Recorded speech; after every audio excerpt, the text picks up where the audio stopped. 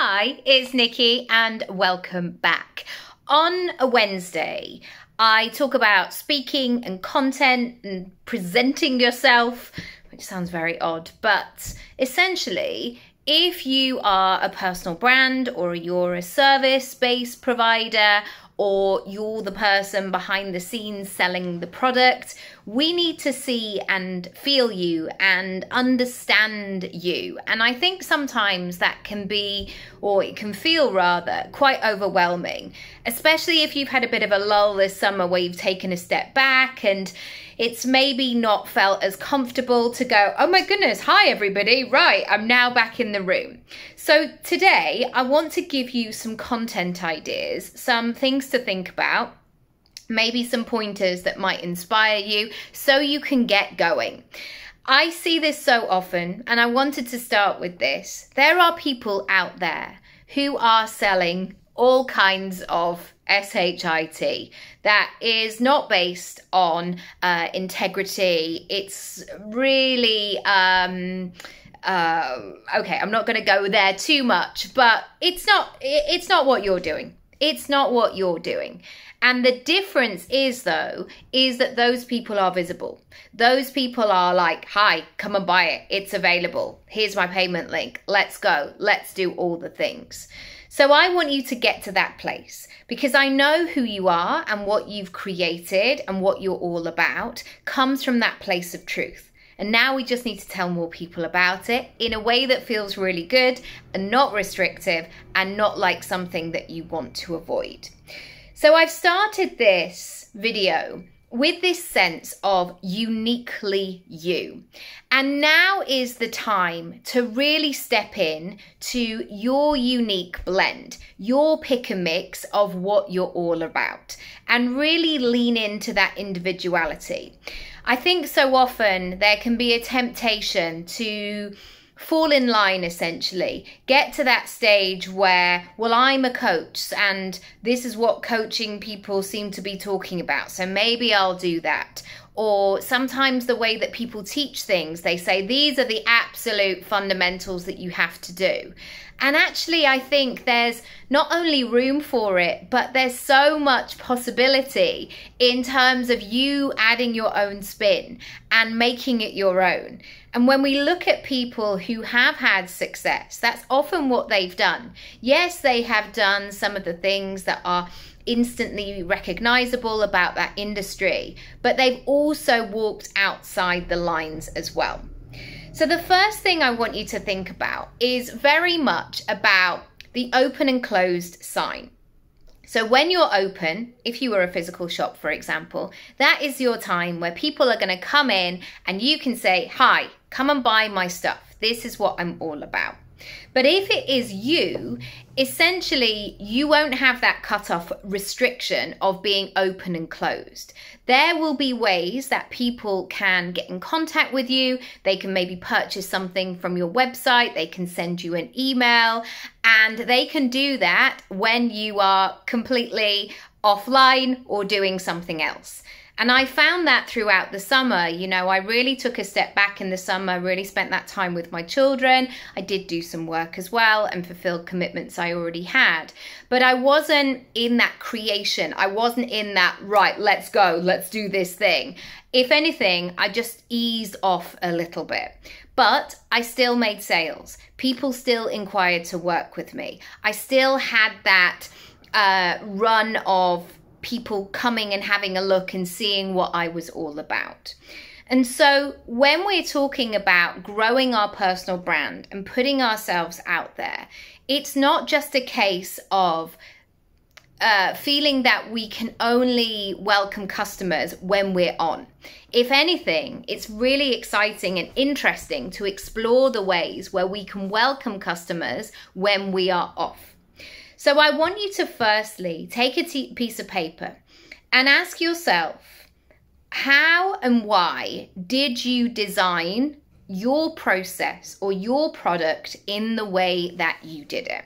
So you might want to say, okay, I've now got one-on-one options. They're available. Come and work with me via my website. Great. But what does that mean? I think more and more so when people are overwhelmed, when they've got all sorts of stuff going on, we have to really show the value of what it is that we're doing. And so taking people behind the scenes of why you do what you do, why you've designed the process in this way is crucial. One of the things that I speak about all the time is the fact that I have pre-work and then I have a strategy session and then follow it up with an accountability period. It works brilliantly for me because I understand that process. I know how powerful that can be as I guide people through, because I know my clients so well. I know the moments when they fall down. I know the moments where they really struggle, or they're getting stuck. They're wanting to go back to their old familiar ways. I know all of these things. So I design my products in a way that can support them. I am preempting this process. It's the same for your product, your service. I want you to become really familiar about what that looks and feels like. Secondly, I want you to show that you have full understanding of your client, the compassion, the kindness. I really think that people are needing this at this moment. It takes a lot for many grown women that I know to put their hand up and say, I'm really struggling here. I've always been independent, or I've always done this myself. Why can't I get it? Why is this not happening for me? It takes a lot of courage to walk outside and advocate for yourself.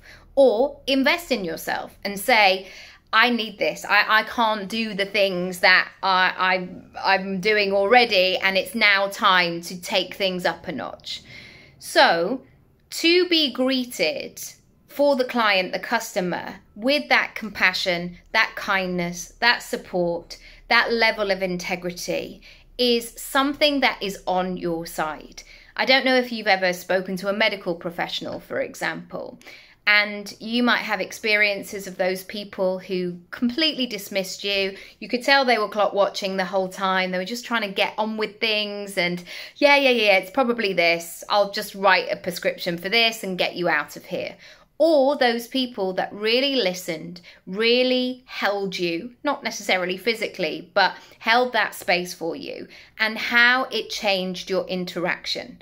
I remember when I was having my daughter, I was so fortunate to have the same midwife once again who did all of my checks that she'd done with Oscar.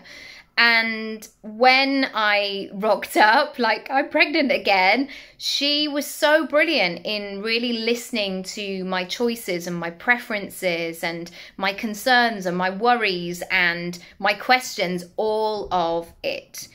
So in terms of your content, in terms of you putting yourself out there, I want you to bring that flavor, maybe that softness, maybe that unwavering belief in your clients. I want you to bring that side of yourself, because when we are, and I know this as a client, when I'm seeking support, I am not just looking at price. Of course, we all have our own budgets, but I am looking for that person who is going to be a human being in this. That's what it's about for me. And what can happen is that sometimes when people are sharing things on Instagram, you become like a number, you become a post-it note on somebody's wall. And I never want to do business in that way, nor do I want to be a client who's like, yeah, great, I got her money, stick a post-it note on the wall and forget about her. This is an investment, this is a choice. So if you can take care of people, if you have that natural instinct for what it is that you do, please show it. Number 3. Your personality and the way that you do things, what you bring to the table, is really crucial. I love that I can bring possibility, I can bring enthusiasm, I can bring energy, I can bring humor, I can bring storytelling. I remember a client once calling me the queen of analogies. And I think that's true. I have an ability to be able, not necessarily a queen, but I have that ability to be able to flip a story around, to reframe something, to make it make sense, to really lock in with a client and say, yes, I can see why that's not working. How about we try this? And reframe something so they're like, oh, now I get it. That's what it is. Oh, that's unlocked something for me. I want you to think about you as an individual and a service provider and what your flavor is. I often think about yoga teachers in this scenario, and the local yoga studio that I go to different teachers for different things. Sometimes I love, there's one teacher who has she does like a mini sound bath at the end, or sometimes she'll come and put some lavender on your face and it's gorgeous and lovely and relaxing. Sometimes I go to this one particular teacher who I say it's like she does kind of flossing for all the little muscles in your body. She somehow creates these sequences that at the end of it, you're like, whoa, I didn't even know I had that muscle. Oh, that felt a bit, oh, that's released something for me. So really being clear about what your personality is, what your flavor is. It's not only going to be great for you because you can step into who you are, it's going to be great for your clients as well because they're going to know what direction to go in. Number 4, the additional skills that you bring. So recently we had to have a lot of building work done on our home, and it wasn't exciting work. And it had like 2 or 3 different phases. We needed scaffolding because it's an Edwardian house. It's really, really tall. And it's also a bit of an awkward situation. So we had to have the scaffolding in a particular way. So we had to time that. And then we had to time the fact that we needed to get a roofer to do the 2 different jobs that we had requested. Our roofer was brilliant because he said, I have got teams to do 2 of these things, and also my kind of sister company or my brother company is able to put the scaffolding up. So what we can do is we can time it so you've not just got scaffolding up outside your house for weeks and weeks and weeks. I can put it together so we can sequence it and you can maximize the time. I'll do a payment plan for you. It will be great. It was great. It was brilliant because there was a sense of cohesion through that. I often think about my portfolio career as well when I come to clients. I'm not just looking at things in a linear way. I'm not just trying to squeeze people in a step-by-step guide. I get inspiration from everywhere. The fact that if I'm helping somebody with their speaking or their content, for example, and I've actually done a speaking gig or filming that week or whatever it might be, I am on the ground as well. And being able to really practice what I preach is a great offering. I want you to think about what are those behind the scenes things that you are able to do. Finally, I don't know why I'm calling them these, but here we are. The sexy logistics. I think that at this time, people are perhaps hesitant, more so than they were, say, 6 or 7 years ago about spending money. When that coaching peak was like, you know, when suddenly I was hearing like, yeah, I spent 20 grand on this. Yes, I've joined a mastermind for 50 grand. People are still doing those things, but they are maybe more cautious or hesitant about the purchases they make. And so at every step of the purchasing experience and then the delivery, making sure you have those sexy logistics in place is great. I know that we can get a bit casual sometimes. The boundaries between clients and customers, I mean, it's, you know, I'm going to use Vinted as an example. I always, if I'm selling stuff on Vinted, I really try and keep my communication very clean and transparent and communicate well. Well, sometimes I might say, all posted, it's on its way to you. Thumbs up. That's what I might do. People are like, oh, thanks, hun. How's your day going? I hope you're having a good one. I'm like, whoa, we're now in a conversation. This person feels like they're coming for Christmas. But it's all part of that process. Nobody wants to be making a purchase and then be like, I don't really know what the next steps are. I've recently, this morning, booked a headshot photo shoot. And there is such clear guidelines as to what happened next. This is what you need. This is what you need to prepare. This is the address. This is how you need to show up. This is the amount of money you've paid so far. These are my bank details for the day. Really working on cleaning all of that up will really serve you well. Also, it's a fantastic thing to be able to share in terms of your marketing. If you show people, like I do in the 100 Club, I'm going to be with you every step of the way for the next 100 days. There's something, not necessarily like it's personal to me, but there's something quite appealing about somebody being in your corner and showing up for your dream for the next 100 days and you doing the same too. I hope that has been useful. Please subscribe, please follow along. You can catch up on all of the kind of written work in my journal as well, and on YouTube, of course.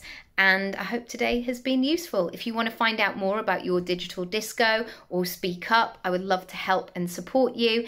And I'll see you next time. Lots of love. Bye.